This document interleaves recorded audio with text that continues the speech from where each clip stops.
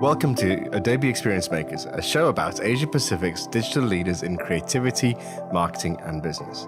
Each episode, we speak to the champions of digital transformation who are shaping the world of customer experience as we know it, as they share their personal insights, stories, and ideas. I'm Siva Ganashanandan, APAC Director for Adobe Experience Cloud.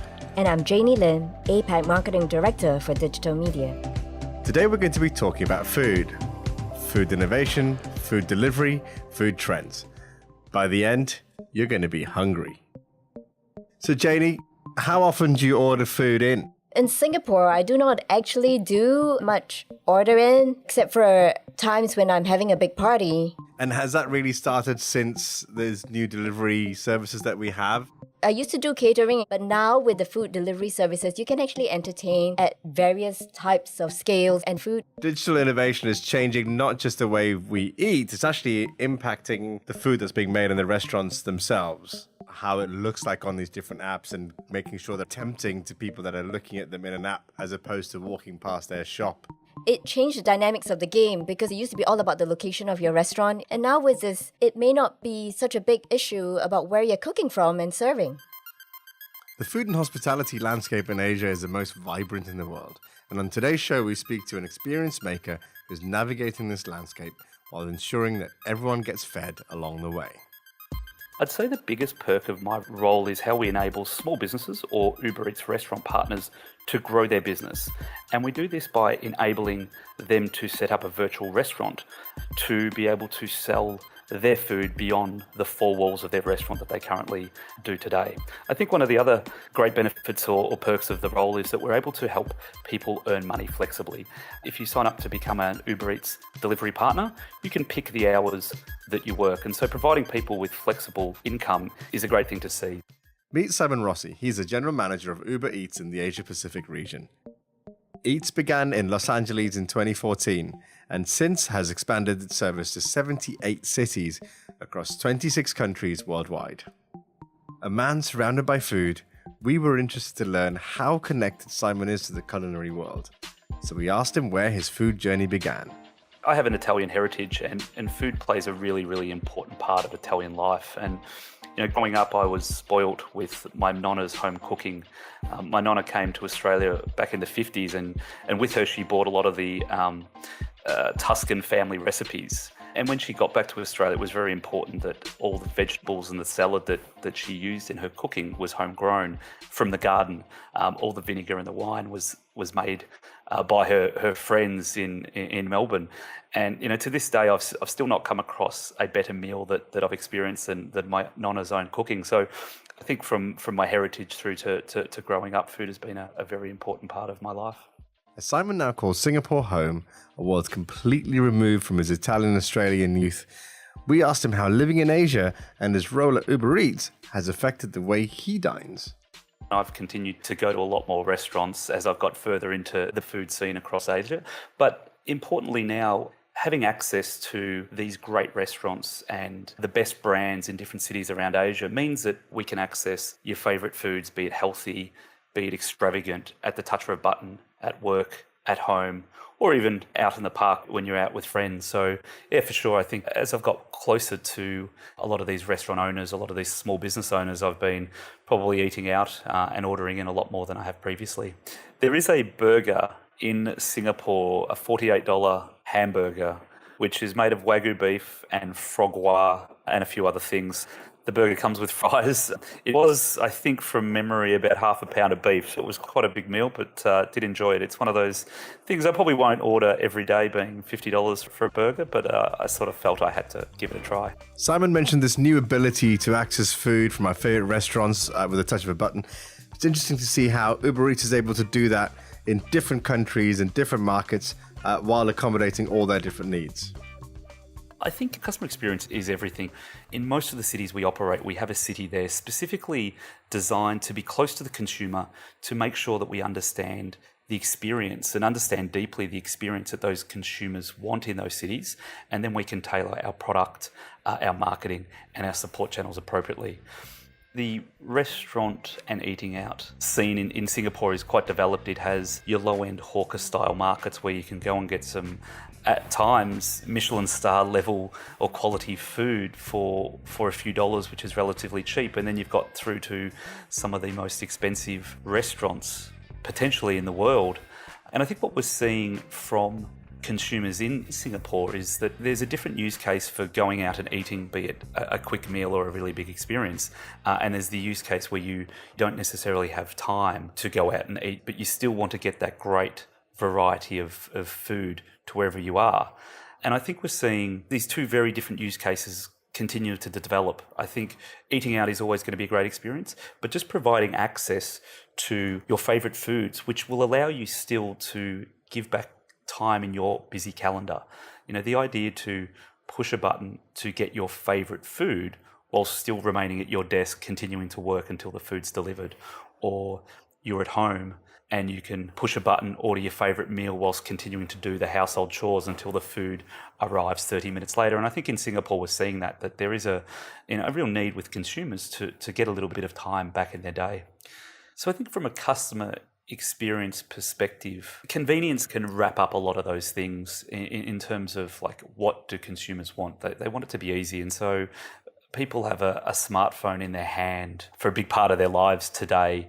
And so having an app-based technology where consumers can push a couple of buttons and get access to their favourite foods is really important. I think the second part is you do what you say you'll do. And if you say that you're going to bring a hot curry to a house in 30 minutes, that it's really important that you do that and the food turns up in 30 minutes. I think we have a saying at work, and it's probably across the industry, that consumers can get hangry, a combination of hungry and angry, if their food doesn't turn up on time or if the food is taking longer than expected. And so it is really important that we have a really good connection between the consumer app, the restaurant app, and the way the restaurant is operating, and then the courier or the delivery partner who's delivering the food. And I think that combination of working those three parties together is super important to make sure that we deliver the customer experience that we promise when they do order through an app. It's easy to relate this to customer experience. However, the other side of Uber Eats that caters to the restaurants and the food deliverers must be where things get difficult. I've always wondered, how does Uber Eats figure out that part of the experience? I've been both behind the wheel and behind the handlebars. Uber has a program that really encourages all full-time office-based staff to really experience what it's like to deliver food or to move a passenger. And so I've spent a bit of time doing both. Really eye-opening experiences, and you learn a lot from getting behind the wheel or on the handlebars, and it really helps you in your day-to-day work of having a real sense of what it's like out there. I think also what's been super interesting in the past 6 months or so, that we've spent a bunch of time working in restaurants to ensure that we have first-hand knowledge of what it's like, one, to work in a restaurant, and number two is how the Uber Eats restaurant app fits into the existing restaurant processes, and how we need to think about sort of integrating or building our technology to suit current restaurant businesses. In terms of changes, we were very early on in our life working within the restaurant space. There's a lot of improvements and innovation that's still yet to come. I think one of the things that really stood out for me when I went to a restaurant is, our app was designed only 18 months ago, and we probably didn't expect the business to grow so quickly. And using the interface at a restaurant level with hundreds of orders coming in at once, we probably needed to get some tweaks there. So that was a really interesting experience of what we learnt by being in a restaurant and what it's like for a restaurant owner or operator to work with the Uber Eats app. And so we've certainly made some changes and enhancements there to not only provide orders, but to be able to provide access and easy management of bulk orders at once. Having heard how Uber Eats makes sure that they are looking at all parties involved, it makes one wonder how this experience affects restaurants in terms of their workload. They're already serving people within their businesses and shops, but how are they dealing with these extra customers? I think importantly, what we've seen is a lot of innovation from the restaurant partners that we're working with. There's a number of occasions around Australia and around Asia where restaurant owners have created a brand new brand and serviced it from an existing kitchen, but they actually have created a new brand for the virtual restaurants or restaurant which its menu has been specifically designed for home delivery. We've seen a number of examples where people that have owned restaurants in the past have come back into the business and they've set up just a kitchen with no seats or tables. They've built just a kitchen, and the kitchen is optimized around food to be delivered. The one that comes to mind is a company called Mr. Min in Melbourne. Mr. Min, or Min is the owner's name. He owned a restaurant for a long time, Vietnamese heritage, a very popular restaurant which he sold about 2 years ago, and sort of saw the changing of consumers wanting to be able to access food where they are, not necessarily having to go to a restaurant. And there's still absolutely two very different use cases. There's the going out to a restaurant for the experience, and then there's the ordering in of great food wherever you may be. And Min saw the opportunity almost 2 years ago and specifically built his kitchen around for delivery only. And we've seen that through his innovation, he's been able to optimize his kitchen. So preparation times are shorter, which is more appealing to consumers if food can be delivered quicker. So there's a whole bunch of innovation that's happened over the past 12 months in Australia. Mr. Min is just one example. And I think one of my favourite stories that I've seen so far of working in this role for almost 18 months now is that we had a gentleman in Melbourne who signed up to become a delivery partner, and over the last sort of 12 to 13 months, he's been saving all of his earnings to now go and open his own restaurant. This gentleman has a real passion for food and just needed to be able to earn a little bit of extra income to be able to save to open that restaurant. And we expect that restaurant to be open sometime this year. It seems bringing food into people's homes is not only enabling interesting opportunities and business models, we're seeing some real innovation in the actual food itself. As the food market is so competitive, new recipes and modern culinary styles are continually being developed. I think the other interesting thing about food is you just need to go and look at social media to see how people celebrate food so much. And I know my feed on Instagram or Facebook is 50%, if not more, photos of food. And I think it's something that people really connect with, more so than necessarily just a brand, but people have a real affinity with food, and particularly here in Australia, there's a real sense of being adventurous and trying new things. Crazy foods, interesting business model. It really feels like UberEATS has taken a certain responsibility of support and encouragement for business and food innovation. It needs to help grow these individual businesses in order to grow itself. Questions that come to mind are, how far do we go with food innovation? How interesting do the business models need to be, especially in Asia? At the end of the day, don't we all just want to eat? The innovation can't stop.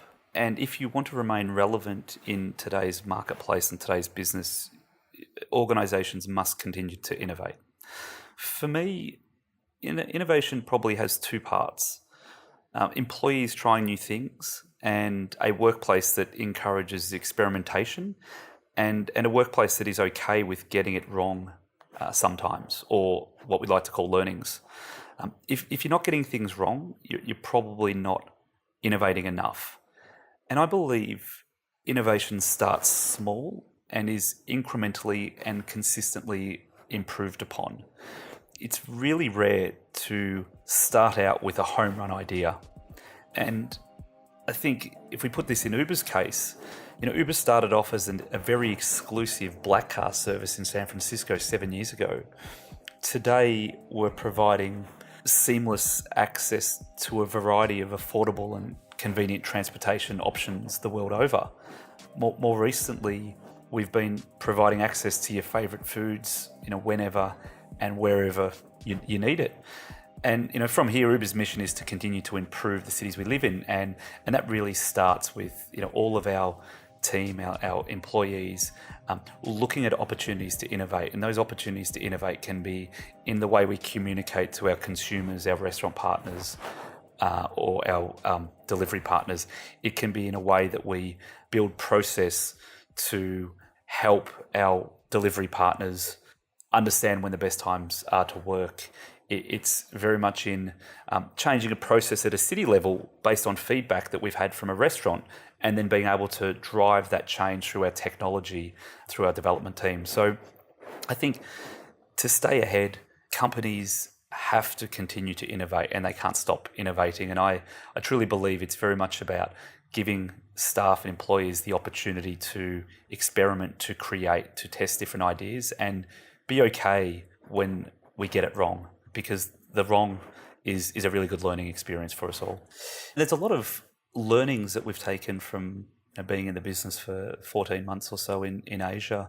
A couple of the prevalent ones, for the most part, is that people like to get their food delivered sooner. And so what that means is that restaurants and their kitchens, the quicker that they can prepare the food, the quicker that we can represent how long it will take the food to be delivered in the app, which means that will drive more demand.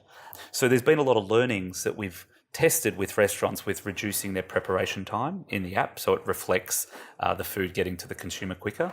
And a lot of different tests in that have actually reflected in us passing back information to our HQ and our engineering teams to develop a platform that is optimized for restaurants to have a shorter preparation time of their food.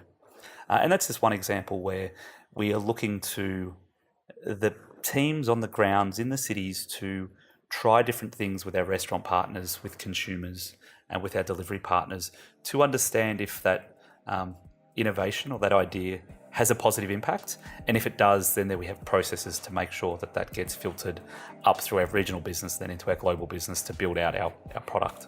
Looking at the trends and looking at the data, I hope that we can continue to distill that information and provide it to our restaurant partners to help them understand trends earlier and start to adapt or start to innovate their menus or their approach to cooking to make the most of some of these trends sooner than they may have been able to do beforehand.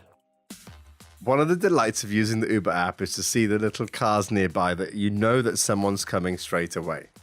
UberEATS seems to have utilized that need for immediate gratification, which is great if you're getting that hungry, angry feeling. Technology plays a very big part in our business, and I think what technology allows us to do is provide the power back in the consumer's hand, be it booking a car or ordering your favorite food. As soon as the consumer pushes a button, they want to know exactly when the food's going to turn up, and they want to be able to track where the delivery partner is at every moment of that order. And I think what Uber's done is use technology to integrate these very offline experiences as moving from A to B, or typically going to get your food and bringing it home. We've been able to integrate technology into that very offline thing and make it really, really seamless and put the power back in the consumer's hand. Connectivity is a very important part to using technology in a consumer sort of led business. Having the ability to get access to that technology via internet or mobile is very important. Absolutely, across Asia, there are varying degrees of connectivity and technology infrastructure to support apps such as Uber. And, a really interesting learning in India is, the connectivity is not necessarily as strong as it is in the United States. And we've had to adapt our app, and this is probably more talking about the Uber rides business.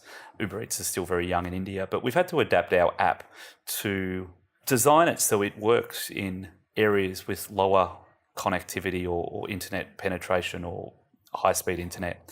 Particularly on the driver side of things that are out and about, they're moving around the city.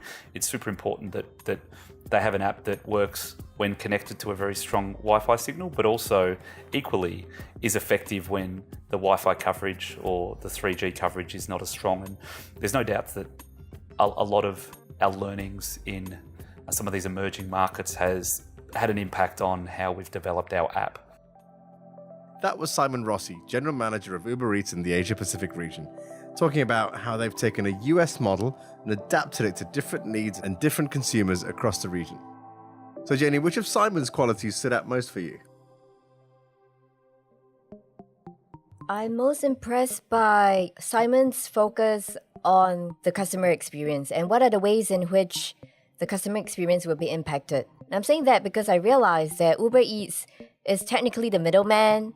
They neither own the product, nor are they able to control the customer demand and their preferences, but they are the delivery engine.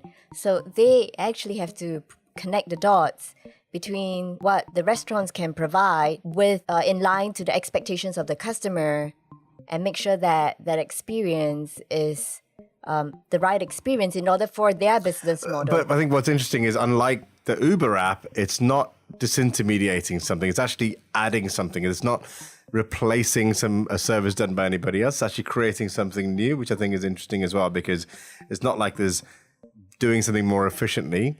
We weren't able to get this before. That's different to Uber.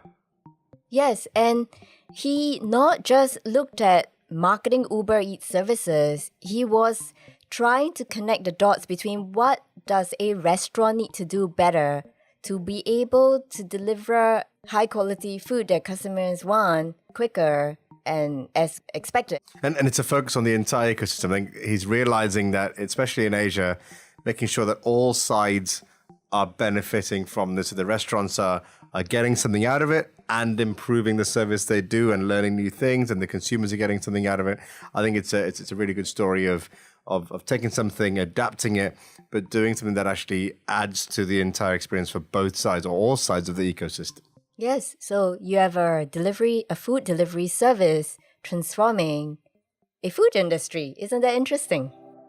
Thanks for tuning into Experience Makers. If you enjoyed the show, don't forget to subscribe via Apple Podcast or SoundCloud, and be sure to leave us a review while you're there. I'm your host, Siva Ganeshanandan. And I'm Janie Lim. We'll see you next time.